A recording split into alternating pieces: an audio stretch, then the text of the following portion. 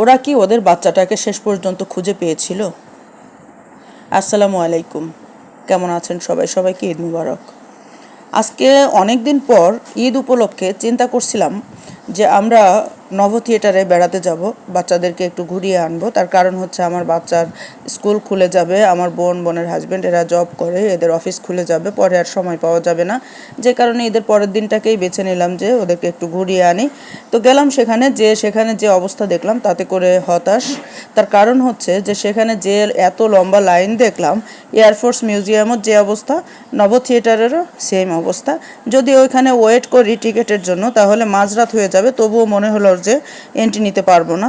তো যে কারণে সেখান থেকে বের হয়ে চলে আসলাম যে জিয়া উদ্যান থেকে একটু ঘুরিয়ে নিয়ে যাই।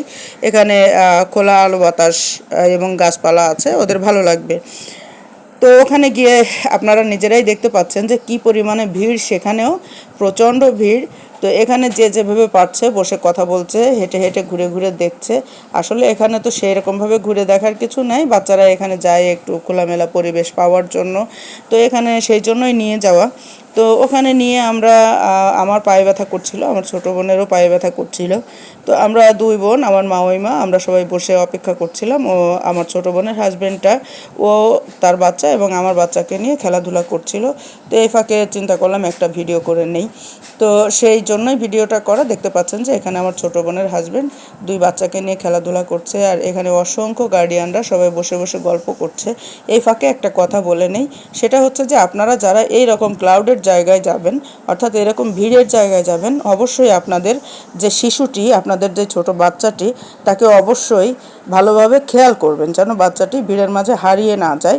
যেমন ধরেন এখানে আমি এই ভিডিও করব, এমন সময় ক্যামেরা রেডি করছি, এমন সময় দেখি যে 12-14 মাস বয়স হবে একটা ছোট্ট বাচ্চা। তো ওই ছোটো বাচ্চাটা আমার পায়ের কাছ থেকে একটু একটু করে আস্তে আস্তে হেঁটে হেঁটে সামনের দিকে এগোচ্ছে, এবং উঁচু জায়গা ছিল, সেখান থেকে বাচ্চাটা পড়ে যাচ্ছিল। তো বাচ্চাটাকে আমি আর আমার ছোটো বোন দুজনে রেস্কিউ করলাম, অর্থাৎ ওখান থেকে বাচ্চাটা যাতে পড়ে না যায় ধরলাম। ধরে এখন দেখি বাচ্চাটার আশপাশে গার্ডিয়ান বলতে কেউ নাই। আমি বাচ্চাটার গার্ডিয়ানকে খুঁজতে শুরু করলাম, খুঁজতে খুঁজতে খুঁজতে কিছুক্ষণ পরে দেখি অনেক দূর থেকে একটা মহিলা দৌড়ে আসছে, তার বাচ্চা এটা। কিন্তু মেজাজটা আমার আসলে খুব খারাপ হয়ে গেল যে অতটুকু বাচ্চা, 12-14 মাস বয়স হবে, কেবল হাঁটা শিখছে। এই বাচ্চাটা হাঁটতে হাঁটতে অনেক দূর চলে আসছে, অথচ তার মা ওখানে কি করছিল সেটা ঠিক জানি না। এরকম অবস্থায় কিন্তু এরকম ক্লাউডের জায়গায় বাচ্চাটাকে কোলে করে যে কেউ নিয়ে যেতে পারতো। তো এই বাচ্চাটাকে আমি তখন মহিলার হাতে তুলে দিলাম। যাই হোক, এখানে ভিডিও টিডিও করে মানে এক পর্যায়ে আমরা বাসায় ফিরবো চিন্তা করছিলাম। তো বাচ্চারা খেলছিল, যে জন্য আরও একটু ওয়েট করলাম। এমন সময় ওদের খেলা প্রায় শেষের দিকে। তো যাই হোক, এখন ওরা ফিরবে, এর মধ্যে আমি লক্ষ্য করলাম যে আমার বাচ্চাটা একটু অসুস্থতার মতো দেখা যাচ্ছে, চোখ মুখ বসে গেছে, একটু ক্লান্ত। আমার কাছে মনে হলো যে আমার বাচ্চাটা হয়তো অসুস্থ হয়ে পড়বে, ওর শরীরটা ভালো লাগছে না।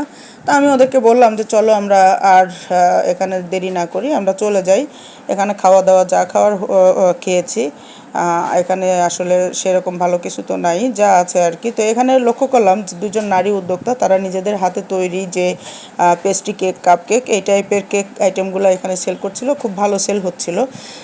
তো এটা দেখে আমার কাছে খুব ভালো লাগলো। তো এই যে আমার ছোটো বোনের হাজব্যান্ড বাচ্চাদেরকে নিয়ে চলে আসছে, আমরা বের হব কিছুক্ষণের মধ্যে। দেখতে পাচ্ছেন আমার বাচ্চাটা বেশ টায়ার্ড হয়ে গেছে। এদের দুই ভাই বোনের যে ড্রেসটা দেখতে পাচ্ছেন, এই ড্রেসগুলো কিন্তু ওদের দুই ভাই বোনের ম্যাচিং ম্যাচিং পছন্দ, যেই কারণে দুই ভাই বোনের পছন্দে সেম কালার ওদের কালেকশন করে দেওয়া হয়। তো এই হচ্ছে অবস্থা। এটা হচ্ছে আমার ছোটো বোনের মেয়েটা।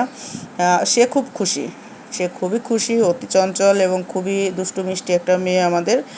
আর এটা হচ্ছে আমার ছেলে, ও খুব কাহিল হয়ে পড়ছে, দেখতে পাচ্ছেন ও একের পর এক হাঁচি দিয়ে যাচ্ছে। আহারে, দেখতে পাচ্ছেন ও আসলে অসুস্থতা বোধ করতেছে। বললাম যে চলো আমরা চলে যাই। তো আমরা রওনা হয়ে আসলাম ওখান